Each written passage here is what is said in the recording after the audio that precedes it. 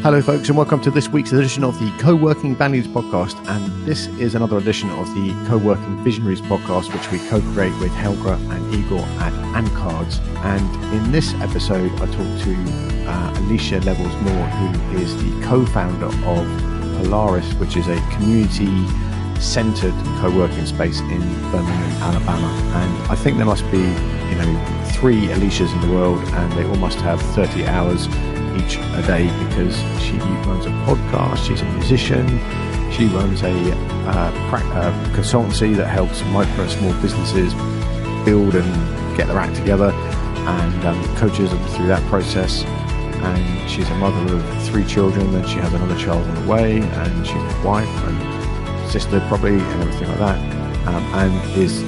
and sings, which I love. And in this podcast we get to, she just gives epic real life answers about how to run a co-working space that is very, very community focused. She has an amazing energy for helping people realize who they are and find their voice, and that is, she kind of accidentally opened a co-working space a couple of years ago, and the energy she has is amazing. And obviously this is the best podcast in the world, but Alycia also does it's a podcast called How Do I Do This? And it's a response to the amount of questions that it's the question that people ask most in her consulting practice and in Polaris, the co-working space. So let's get into this. There's loads of links in the show notes to everything that her and her community are up to, and this is, it's like drinking a can of Red Bull, this podcast. So have a great day. Be careful out there. It is a jungle. And thanks for your time and attention. Hello, folks, and welcome to. I can't begin like that. I'm like very excited to have this podcast. Is it Alycia? Do I say that right? Yep, you said it correctly. I'm so impressed. And if I get it wrong, correct me, because there's some English speech impediment I have. But what are you known for, and what would you like to be known for? What am I known for? What I like to be known for? Okay, so I'm going to answer not like co-working space specific.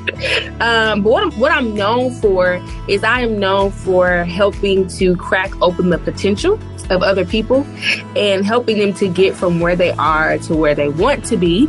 And I think that I'm already known for that. So it's not anything else that I really want to be known for. I think the most important thing for me is that anybody who is around me, they are propelled into their next level. So I have this really interesting gift of really being able to talk people into stuff in a good way.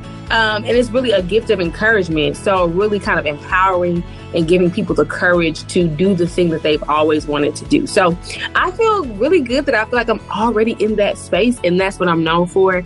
And that really kind of was, not to jump over your questions, but that really was kind of how also I got into the co-working space as well. That completely disabled my long established opening question format. But what is, I thought you said something like that. When did you first discover this ability? It's kind of one of those things I always knew. So you know how, your friends or family, they always come to you for that one thing. Friends and family were always coming to me, asking me, okay, how do I solve this problem? Or what do you think? Or what's your opinion? And it used to kind of get a little overwhelming because I'm like, what do I look like? Oprah? How am I supposed to solve everybody's problems? But then I realized the reason that people were attracted to ask me that question is because I was actually providing valuable feedback. Because, there's some people you can talk to and you hey, I probably should not have asked you your thoughts because they suck.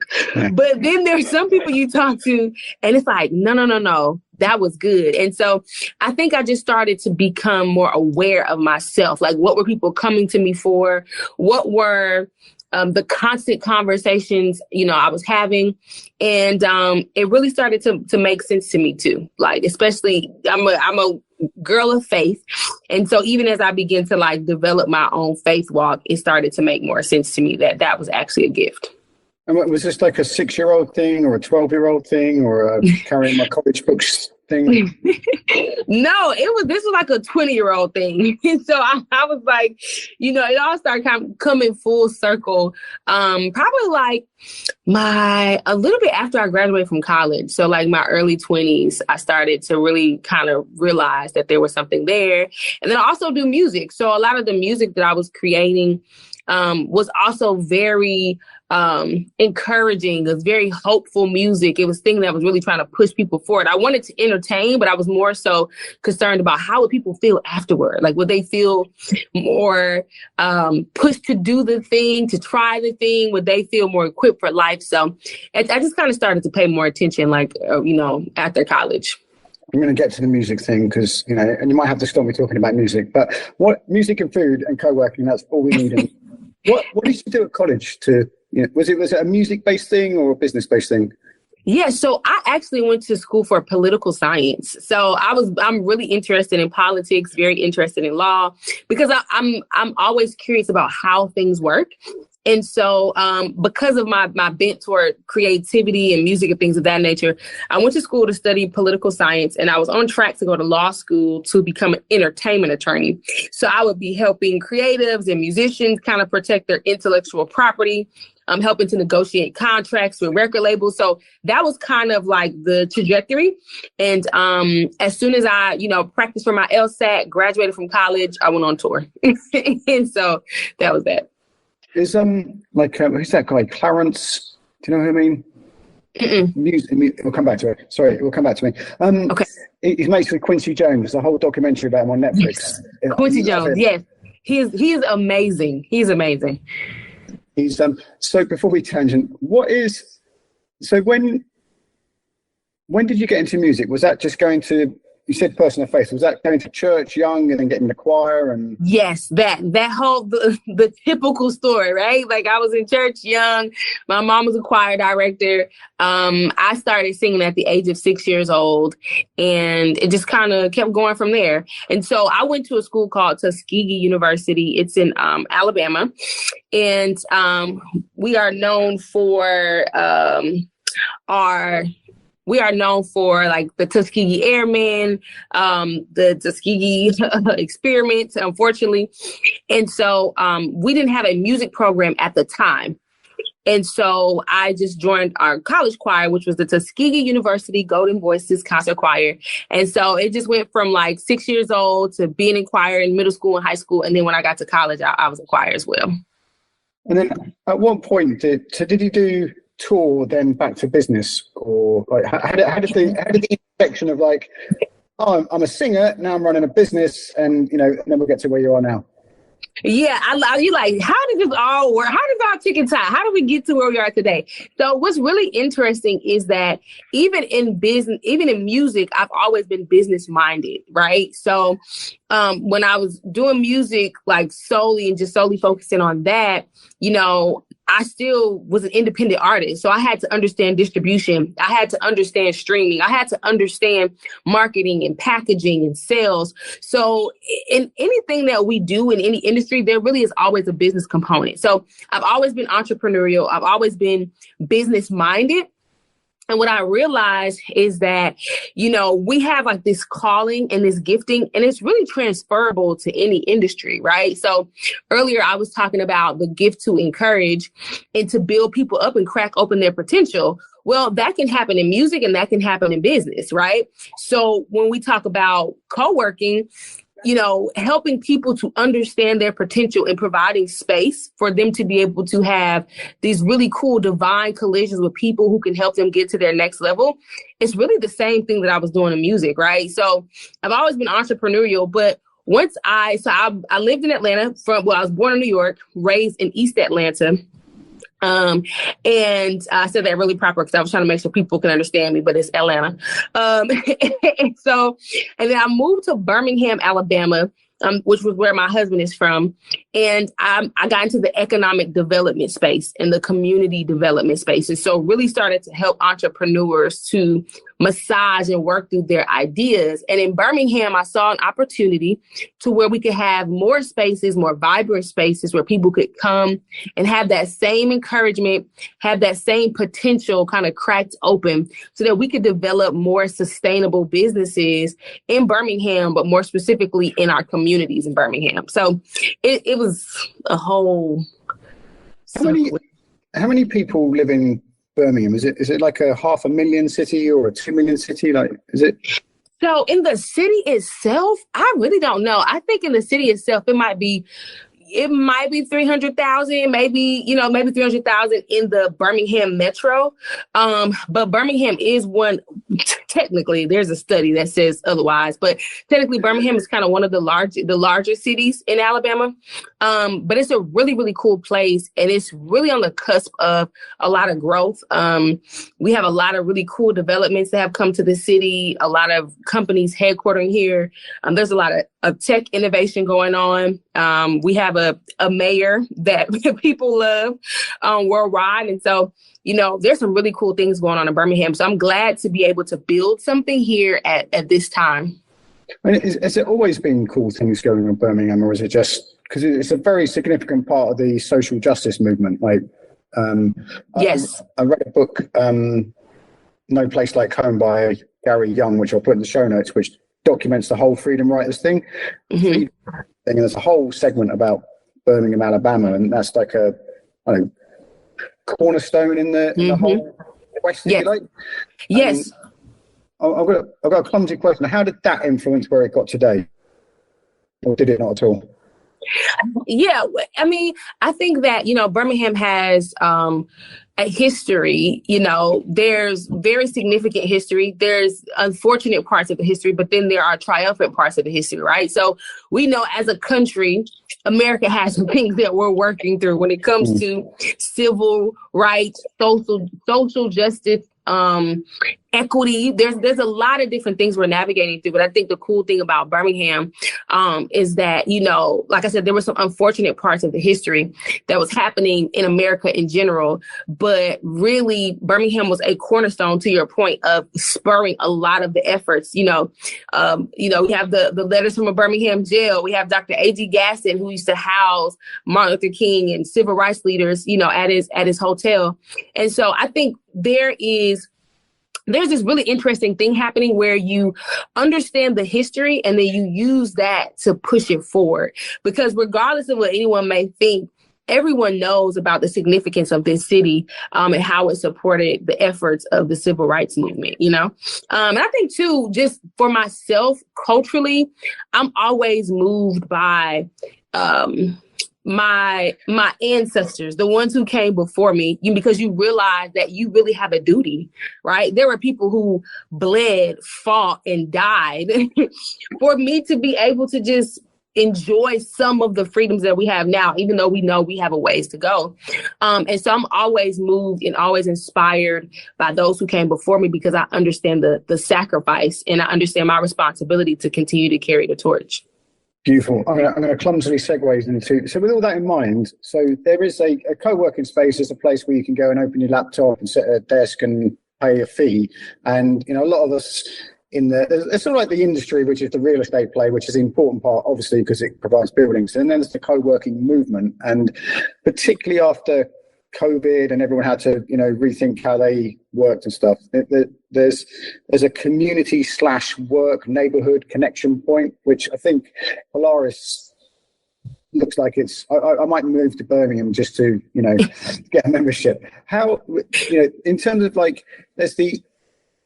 this is more of a statement that you can respond to than a grown-up question, sorry, but there's the economic development part of the city, and then there's the actual people who are members turning up to, make their own livelihood in order to culturally, economically, and emotionally contribute towards the local area. How do you see, and you could obviously talk about Polaris, but how do you see a co-working space playing out that game? Yeah, that's an interesting question. So I'll go, sometimes I take the scenic route, so follow me. Right? So do me. So, I'll start here. So the name Polaris is derived from the North Star. And so culturally, for African Americans, especially during the time of enslavement, the North Star was super important because the brightest star in the sky helped to lead people north, right? And so when they were escaping being enslaved people, they would utilize that star to help them to get to freedom. But also there was a whole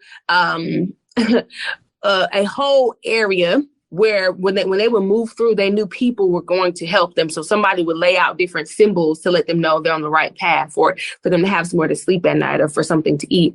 And so Polaris is what the name is. It's the North Star. It's the North Star for us as business owners, entrepreneurs, where we know freedom, right? Freedom of our ideas, of our businesses, of creativity. But then also we know people are going to come alongside and help us. And so the name is significant in itself. And so for me, I wanted to have a community-based co-working space. I think, there's a lot of beautiful places you can do. You can do it in the downtown areas and all of that.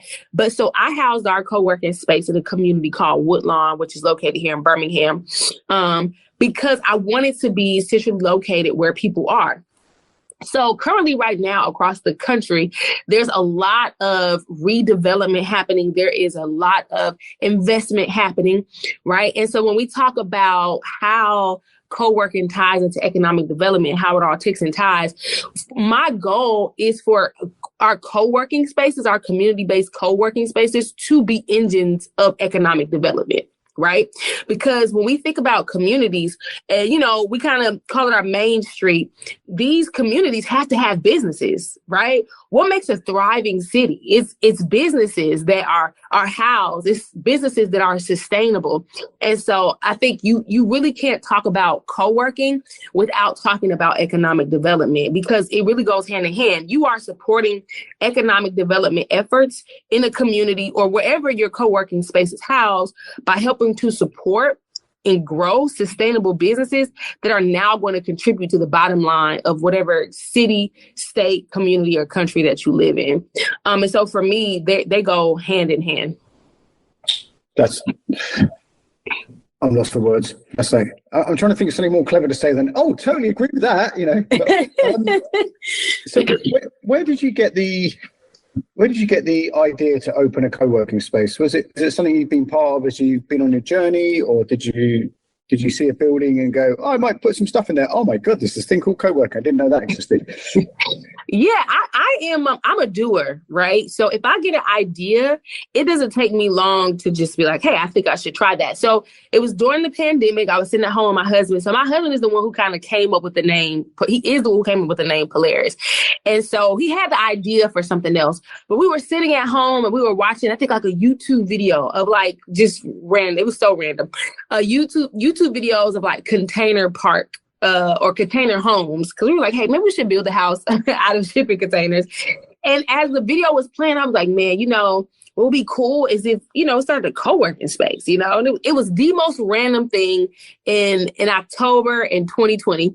And so then I ended up going to a conference, and I was hosting a panel conversation. And so there was someone who came from LA. He has a co-working space in Inglewood. It's called All In co-working space in Inglewood. And so I was like, hey, you have a co-working space? And he was like, yeah. And I was like, I'm thinking about doing that in Birmingham. And Matthew shared so much with me. He just was very transparent about what it took to open one. And I said, hey, I think I should try it. So I started doing the numbers, and I was like, okay, obviously it was in the six figures. I was like, oh crap. Like, how am I supposed to get this started? This is a random idea on my couch. And then I started to just do the work. I started to do feasibility and marketing analysis and all different types of things. And within, 2022, within 2 years. So I waited until after the pandemic, because obviously there was a lot going on. But after we got out of the pandemic, within a year, we had opened up. So, again, I already operate in this space. So I do business consulting. I do small business development. So I'm working with entrepreneurs all the time. And I love working with people who have ideas. And so I said, why not just have a physical space? We need more spaces in Birmingham. And I wanted to have a place where I could help people get where they want to go. But they felt at home and they felt at ease, as whether they were in the ideation phase, the launch phase, scale phase, what have you, but a place for them to feel at home. When you say at ease, because something that comes up a lot in this podcast is some variation of like a place where I feel safe in myself. Because there's when you're starting, the unglamorous end of business is taking a risk, being vulnerable, putting yourself out there, you know, writing a blog post that you might have a typo in, and you know, it's all very, you know, you're very, you know, you might look at the Shark Tank and things like that, or The Apprentice in the UK, and it's like, yeah, this is business. And then the other end, there's a lot of, you know, mental health issues and vulnerability and, you know, self-doubt and imposter syndrome. And is that what you mean? Like, is it an at ease to sort of cry into your desk if you need to? Yes, I mean, if that's what you want to do. So I'll tell you this. So one of the things in regard to like our internal branding and marketing is we have some words that are really important to us. And we use these words to guide everything we do, from our customer service to our operations to our marketing. And we took these words from feedback from our members and people who come to visit us. And one of those things is home and family. And so those two words kept coming up. People walk in, they say, because we're a very colorful co-working space. I mean, we have yellow chairs, teal chairs, like it's paint all over the wall, because I know that when you're working on something hard, it's important to be in an environment that's vibrant, right? When people come in, they always say, man, it feels like home. You guys feel like family. And so, yes, sometimes you may need to cry at your desk, but myself, our team is on site. You know, it's always a place where we champion great ideas. And there's a crazy level of accountability, because, you know, you see the same people all the time. And so I'm like, hey, didn't you say you were going to start a podcast? Didn't you say, where are you with that? You know, and so it is a level of ease, because to your point, there's the societal perception of what entrepreneurship looks like. And I think like social media has definitely, you know, done an injustice to what entrepreneurship really looks like. But then there's the real thick of it, right? There's in the weeds, looking at your bank statements, you know, figuring out how to build a team. There's the hard things. And so what we want to do is we want to provide ease for people as they're doing the hard things, to know that even as hard as it gets, like we're not going to let you quit. And with the, hey, when you're going to start a podcast, is that like an informal, oh, I remember you said about that, or is it an accountability, like weekly accountability meeting? Or how does that question occur? Yeah. So it's the first, right? It's, I see you, we had a conversation, or somebody in our team saw you, you had a conversation, and we are bringing it back up. And so then the process of accountability is, even in our podcast studio, we have an in-house engineer who sits in with you, and we have a template to help people get their first season done, their second season done. Because once I say, hey, you said last time you were going to start a podcast, I need you to go talk to Gary, who is over our podcast studio, and he's going to give you a template. And in the next couple of months, we really want to see you get this done, right? And so there is the relational piece, and then there's the process piece as well. Now, I asked that because one co-working space I was in about 10 years ago, Eleanor would stand, she was just a member, and she'd stand in the kitchen, and a lot of people would arrive at the same time and make coffee, and she would, I don't know, I never know whether she did it deliberately. She'd be saying, oh, Alycia, what have you got going on today? And I never, you know, I had lists everywhere and project tools and stuff like this. And I'd be like, I don't know. And after like 3 weeks, I started to think, oh, she's going to ask me, I better say. And then what I would say was so like, I'm going to watch a YouTube video on, I was like, I'm making, you know, I'd be like, I'm making 10 podcasts a day. I'm building a building. I'm going to, you know, like, way more, but it was all very informal. And I'm in both groups, like informal and informal. But I think one of the things that, you know, people will probably be scared to join a formal accountability thing at first, but the actual kind of, how you doing today, you know, is sometimes you just need that little informal nudge to, you know, open up the next chapter. One more thing before we go.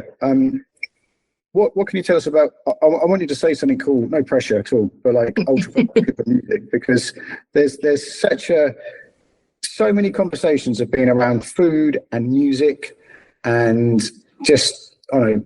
There's that creativity journey that, like in the UK, we do a lot with a group called Urban MBA, and there's loads of podcasters and filmmakers and musicians and things like that. And there's something about that relationship between music and building and creating something that I think of a concise question because I'm under pressure, but see what you come up with.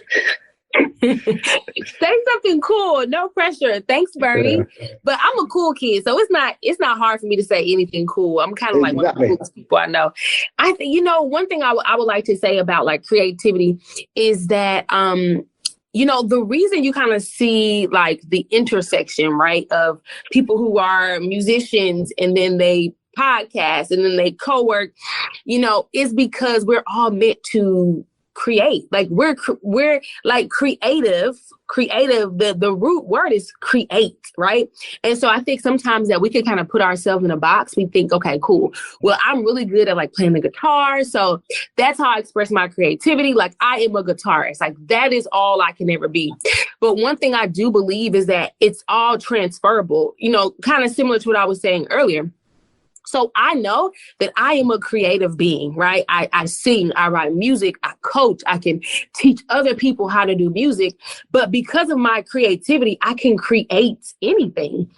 And so if I chose to wake up and create a co-working space, which I did, I can create that because the creative in me is wired to make things, to make beautiful things, to make things that don't exist, right? Or to use my creativity. So when you come into Polaris, the reason it's colorful is because I'm a creative being. I love color, right? That's the artist in me. And so I think like allowing ourselves the freedom to explore all of our creativity and not putting ourselves in a box, right? Because not only am I a singer, I'm an entrepreneur. I'm a small business owner. I'm a business consultant.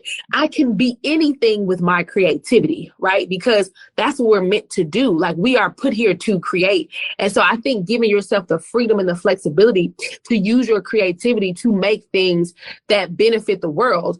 One of the reasons people love to make music is because, we had a chance to talk offline.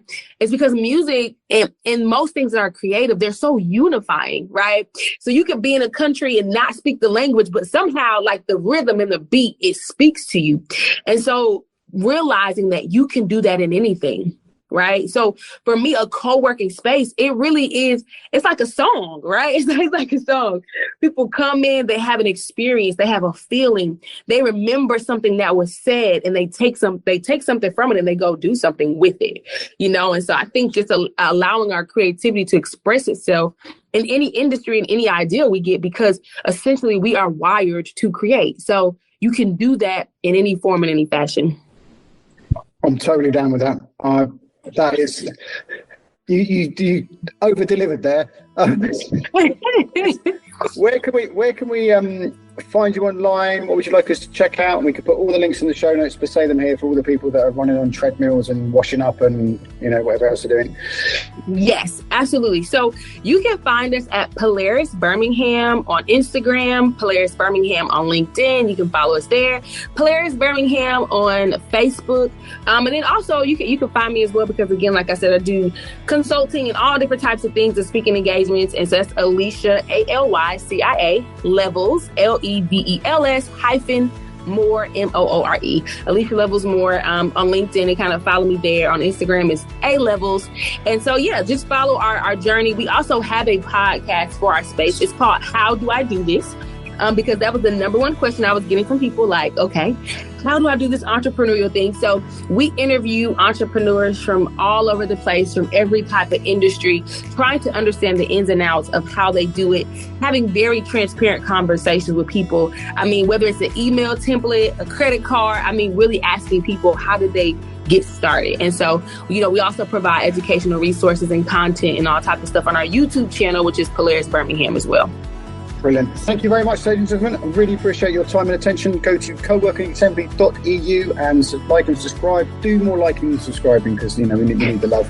And when you subscribe even to the Co-working Assembly email, we send you these podcasts and we send you events. The next big thing we've got coming up is the Workplace Design Show, which is in Amsterdam in the 12th of October 2023. And we'll be there talking all about co-working and workspace design, and there'll be people from all over the European co-working universe taking part in that. Have a great day. Be careful out there. It is a jungle.